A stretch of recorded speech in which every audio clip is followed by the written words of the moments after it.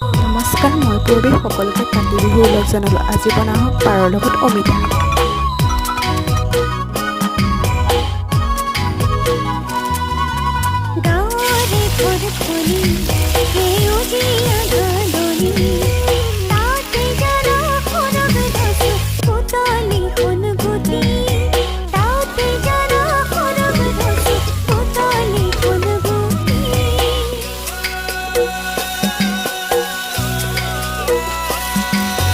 গাঁৱতে ঘৰখনি সেউজীয়া ধাননি তাতে জানা সৰগ ৰচো পুতলি সোণগুটি তাতে জানা সৰগ ৰচো পুতলি সোণগুটি